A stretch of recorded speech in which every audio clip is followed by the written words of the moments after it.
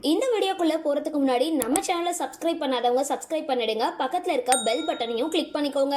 வாங்க வீடியோக்குள்ள போகலாம். சின்ன திரையில முன்னணி கதாநாயகிகளா வலம் வர நடிகைகள்ல அதிக சம்பளம் வாங்குற டாப் 3 நடிகைகள் குறித்து தான் இந்த வீடியோல பார்க்க போறோம். இந்த டாப் 3 பட்டியல்ல முதல் இடத்துல யார் இருக்காங்க அப்படின்னு தெரியுமா? சின்ன திரையில ரொம்பவே வெற்றிகரமா ஒளிபரப்பாகிற சீரியல் சிங்கப்பெண்ணே.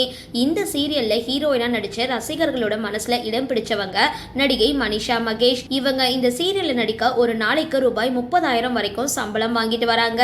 மதுமிதா இளைஞர்களோட மனம் கவர்ந்த நாயகியா வலம் வரவங்க மதுமிதா.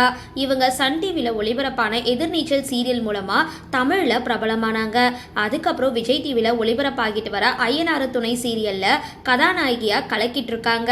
விஜய் டிவியோட நம்பர் 1 சீரியலா ஐயனாறு துணை இருக்கிறது அப்படின்றது குறிப்பிடத்தக்கது. இந்த நிலையில இந்த சீரியல்ல நடிக்கிறதுக்காக ஒரு நாளைக்கு ரூபாய் 35,000 வரைக்கும் சம்பளம் வாங்கிட்டு வராங்க நடிகை மதுமிதா.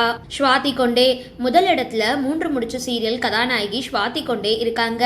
சின்ன திரையில நம்பர் 1 சீரியலா இருக்கிறது 3 முடிச்சு. இந்த சீரியல்ல நடிச்சு தனக்கென தனி ரசிகர்கள் பட்டாளத்தை உருவாக்கி இருக்காங்க.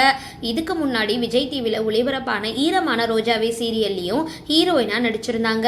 மேலும் மெய்யழகன் திரைப்படத்துல அரவிந்த் சுவாமியோட தங்கையாவும் நடிச்சிருந்தாங்கன்றது குறிப்பிடத்தக்கது.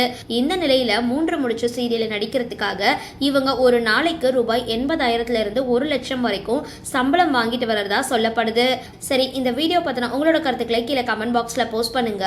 வீடியோ பிடிச்சிருந்தா லைக் பண்ணுங்க, ஷேர் பண்ணுங்க, மறக்காம டிபி காபி சேனலை சப்ஸ்கிரைப் பண்ணுங்க.